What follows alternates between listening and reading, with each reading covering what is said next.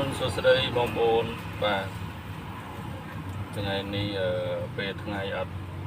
បានហូបបាយទេថ្ងៃនេះមានតែសយោបងប្អូនសយោមួយចាននេះមើលទៅតំណងក៏ដាក់រសជាតិនោះក៏ហឹរខ្លាំងដែរ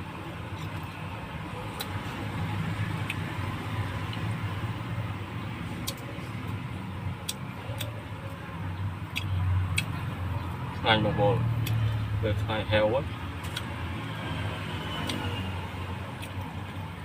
សាយើងថ្ងៃកន្លែងបាយមានអ្នកលក់សយោហ្នឹងគាត់មកដល់ហើយដាក់ម្នាក់មួយចាន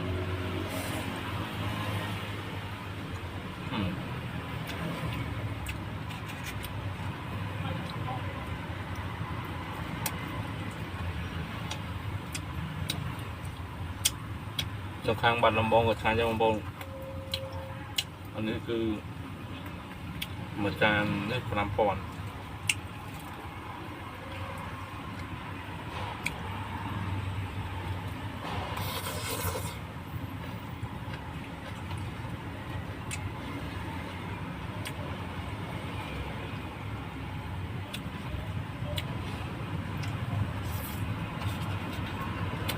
អរគុណបងប្អូនអរគ្នាសម្រាប់